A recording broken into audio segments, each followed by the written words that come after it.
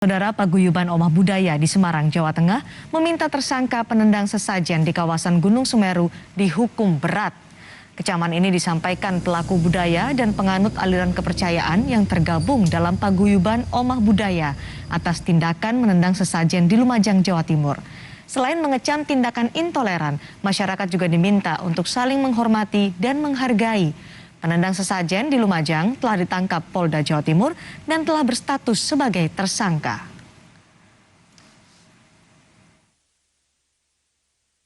Lagi saya bagi Mbak Sang Putra Alam menegaskan hukum seberat-seberatnya siapapun yang mencoba merusak budaya leluhur kita, siapapun mereka.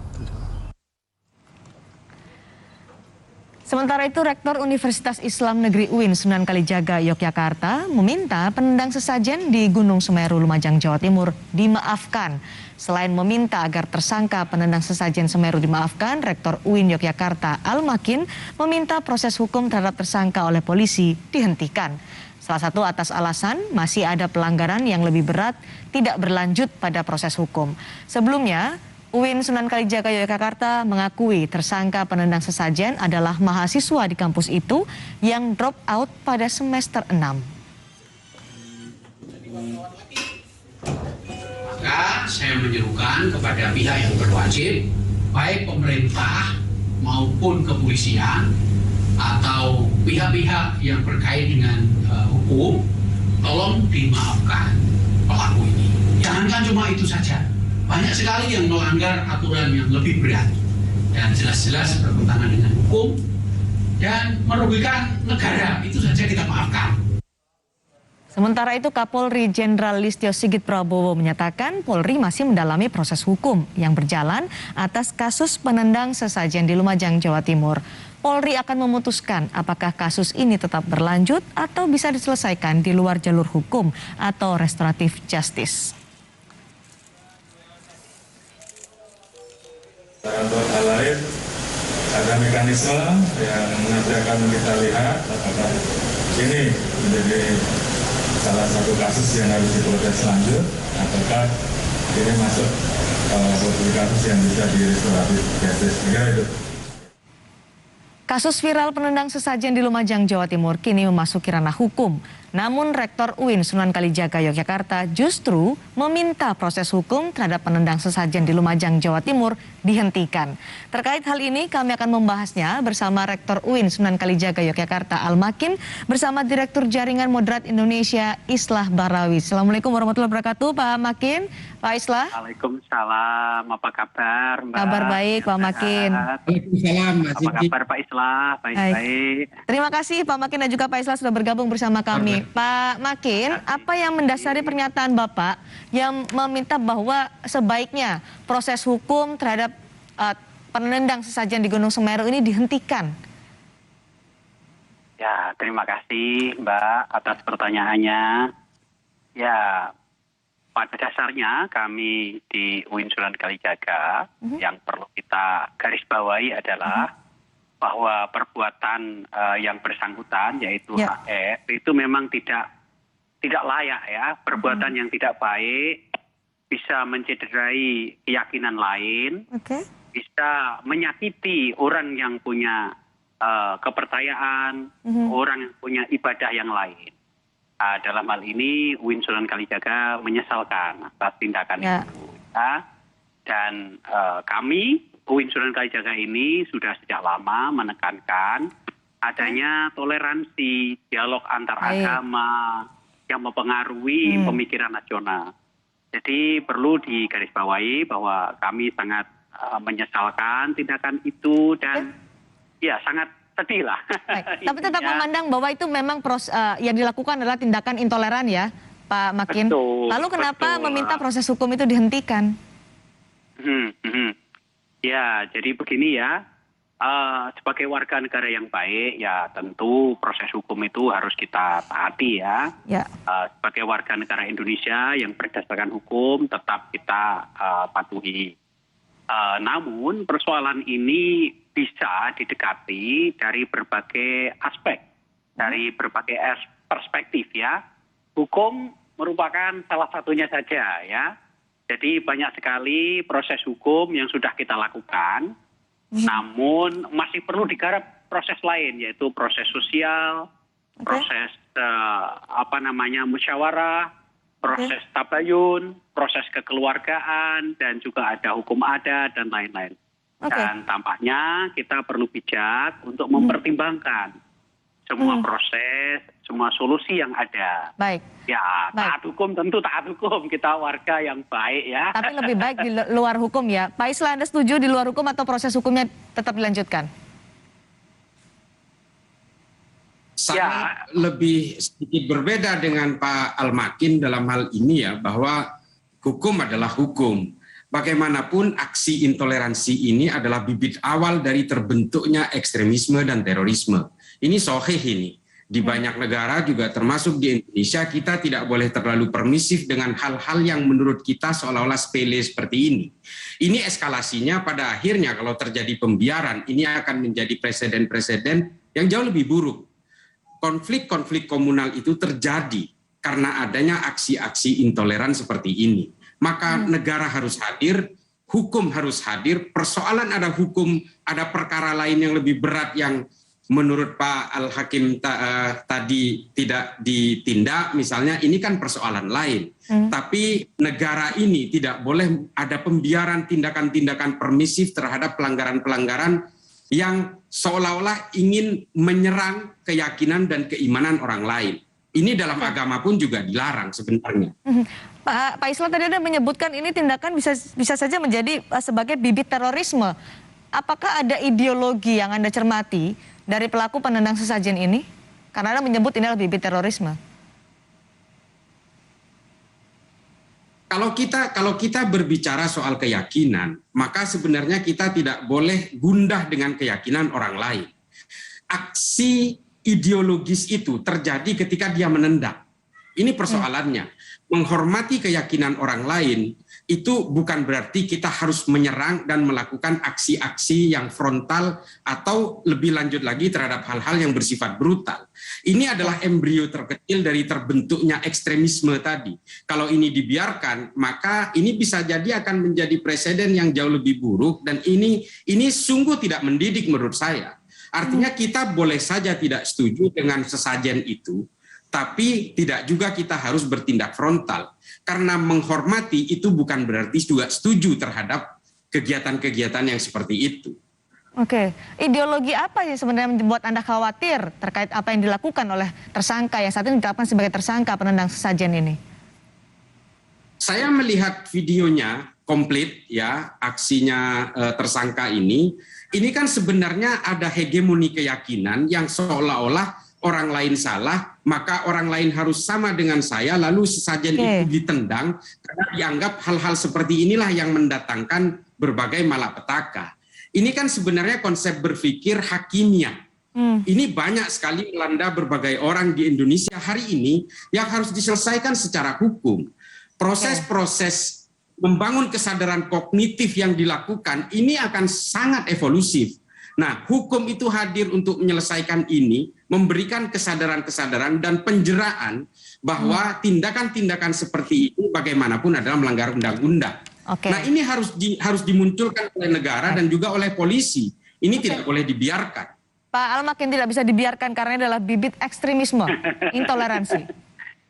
Pak Islah yang baik hati, saya sangat setuju. Ya, apa yang diumumkan Pak Islah itu benar adanya ya, bahwa hukum harus ditegakkan ya.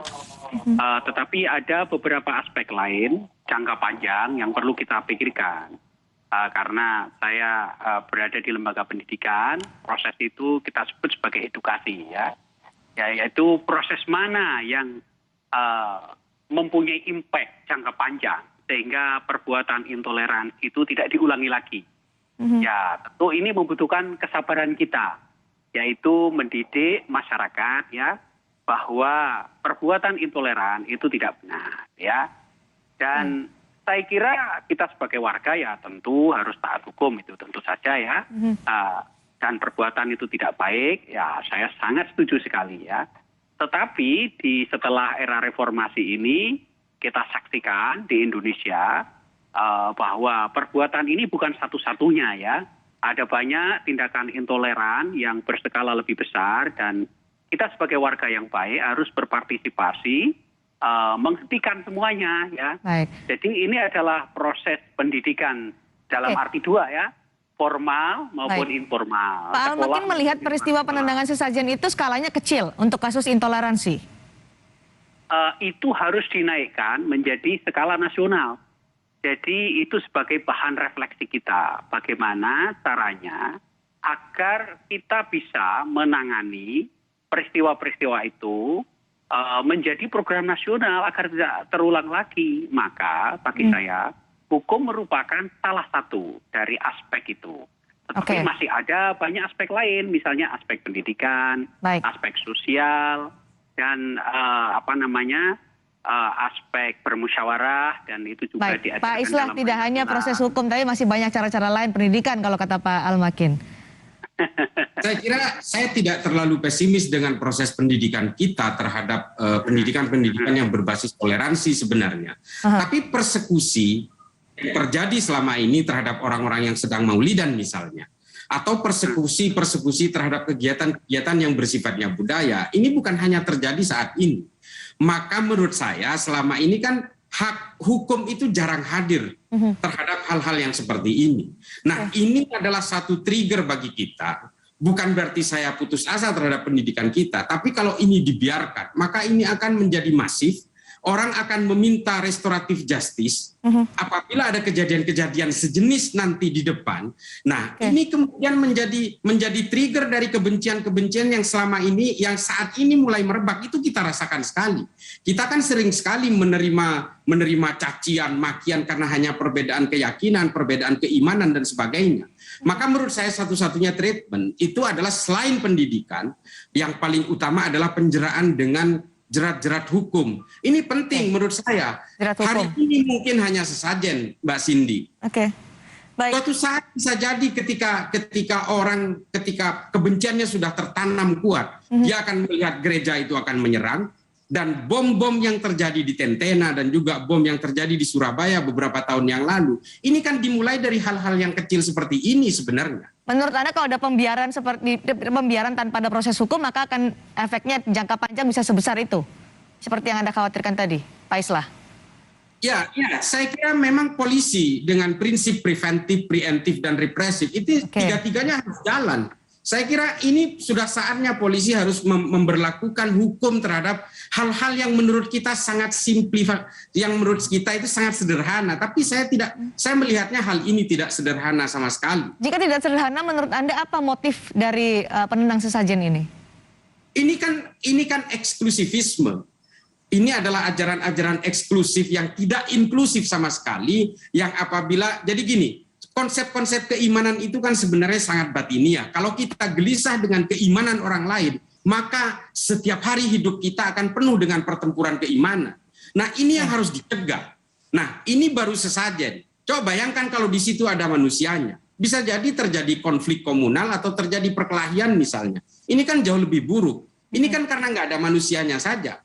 Nah, konflik-konflik keimanan, konflik-konflik keyakinan maupun primordial lainnya itu berawal dari rasa hegemoni bahwa orang tidak boleh berbeda dan dia harus sama dengan dirinya. Ini kan tidak boleh dipupuk di dalam negeri yang penuh kebinekaan ini. Ini penting buat kita, ini pembelajaran buat si pelaku dan juga pendidikan buat semua. Makanya menurut saya sangat setuju kalau ini dijerat dengan hukum supaya menjadi presiden bahwa negara tidak diam terhadap aksi-aksi intoleran sesimpel apapun. Karena kalau dibiarkan ini akan masif, menjadi kolektif, dan ini pada akhirnya pada tataran tertentu akan membentuk ekstremisme dan terorisme seperti yang saya ungkapkan tadi. Oke, Pak Al-Makin silakan ditanggapi. Ya, tentu saja kekhawatiran Pak Islah itu juga menjadi kekhawatiran kita semua ya. Tentu saja apa yang diungkapkan Pak Islah itu sangat sangat betul ya. Bahwa hukum itu harus ditegakkan ya, bahwa pelaku itu harus dihukum gitu ya. Tapi dalam kacamata ilmu sosial ini tindakan penendangan itu merupakan puncak gunung es ya. Sementara di bawah laut masih banyak persoalan ya. Jadi ini merupakan representasi dari persoalan. Maka akar atau sebab dari persoalan itu harus kita kemukakan gitu ya, dan harus kita gali sebaik mungkin gitu ya. Jadi sebaiknya ini harus kita pikirkan masak-masak di samping hukum. Ya, tentu saja hukum harus berlaku di samping hukum. Kita perlu pendidikan. Baik, kalau hukum memang harus terus berlaku menurut Pak Al-Makin, seperti apa yang Pak Al-Makin harapkan dari proses hukum itu? Karena tadi kan disebutkan restoratif justice juga menjadi salah satu cara, tapi hukum juga berjalan. Ya, jadi tentu saja saya mengikuti beberapa kasus ya yang ada di Indonesia, dan itu sudah saya tulis dalam buku saya yang terbit di Springer, Challenging Islamic Orthodoxy itu ya. Misalnya kasus Kapatar, kasus Lea Eden, dan kasus-kasus minoritas yang lain ya. Jadi hukum merupakan instrumen yang efektif dan sah, tetapi di balik itu ada faktor sosial yang tidak bisa kita diamkan. Faktor sosial ini ya tentu menyangkut juga. Tapi dari sisi hukumnya Pak Makin, apa yang Anda harapkan? Karena Anda menyebutkan ya sisi sosial iya, tapi hukum juga tetap berjalan. Kalau dari sisi hukumnya Anda? Ya, bagi saya hukum itu juga sangat erat kaitannya dengan proses sosial. Jadi hukum itu tidak mandiri ya. Jadi hukum juga ditegakkan oleh kita semua, yaitu manusia, dan manusia juga saling berinteraksi ya. Saya kira interaksi satu sama lain, saling menerangkan, saling mengasihi, saling menunjukkan, ini hendaknya ya tidak lelah-lelah kita usahakan, karena terbukti dari banyak kasus penjeratan seperti ini itu sudah kita lakukan, seperti kasus Eden, kasus Kapatar, dan bahkan Gubernur Ahok Cahayapurnama dengan jeratan yang sama. Ini yang perlu kita pikirkan ya dalam jangka panjang ya. Oke, Pak Islah, silakan. Tetapi saya tetap mengapresiasi Pak Islah. Baik, Pak Islah. Mengapresiasi. Silakan ditanggapin. Ya, menurut saya memang fungsi hukum itu kan sebenarnya ada satu hal yang sangat penting. Hukum itu adalah menindak untuk mencegah.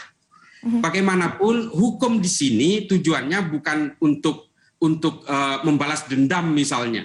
Ini bukan itu tujuannya. Tujuannya adalah mencegah dan memberikan pembelajaran, termasuk penjeraan terhadap pelaku dan pembelajaran bagi yang lain bahwa hukum bisa menjangkau hal-hal yang seperti ini. Yang paling saya takutkan pada tataran sederhana seperti ini, kalau hukum tidak bisa menjangkau hal-hal yang seperti ini, pada akhirnya akan tidak bisa menjangkau juga terhadap hal-hal yang sifatnya jauh lebih brutal lagi. Jadi kalau menurut Pak Islah, apa yang disampaikan oleh Pak Al-Makin tadi, apakah bisa menghentikan kekhawatiran Anda bahwa ini akan menyebabkan kasus yang lebih besar lagi dibandingkan hanya sekedar, bukan hanya sekedar ya, tapi dibandingkan pada peristiwa penendangan sesajen ini?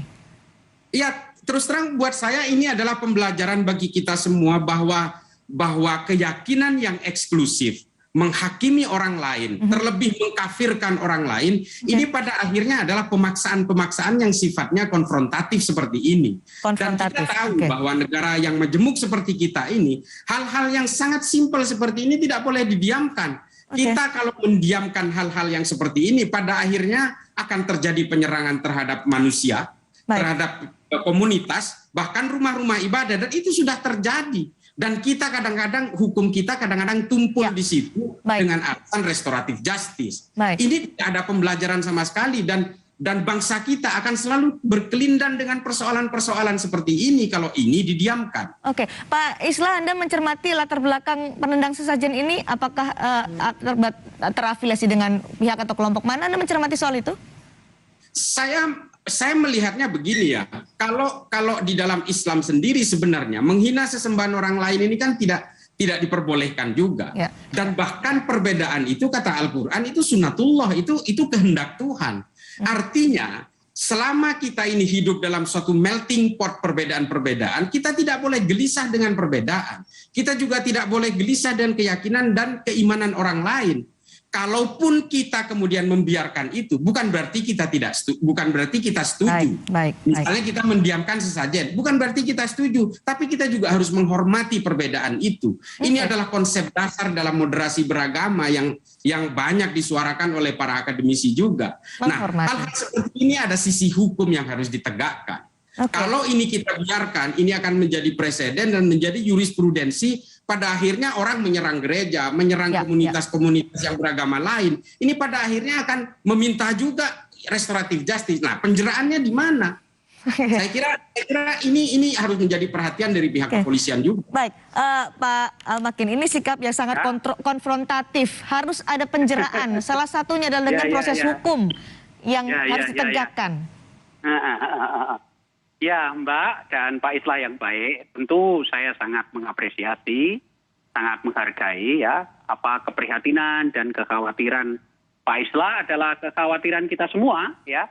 Tetapi harus diingat bahwa proses hukum itu sudah pada level kuratif dalam istilah kedokterannya, yaitu level penyembuhan. Ya, kita memerlukan level preventif, level pencegahan. Ya, pencegahan ini adalah bagaimana caranya agar tindakan itu tidak terjadi lagi, gitu ya. Dan ini yang harus diantisipasi supaya tidak terjadi lagi. Kalau sudah terjadi itu sudah pada level penyembuhan kuratif. Gitu kalau nanti akhirnya restoratif justice selalu dimintakan kepada dari orang-orang yang melakukan tindakan intoleransi, kan ini kan hanya akhirnya tidak ada jera, semuanya bisa meminta restoratif justice nih Pak Makin.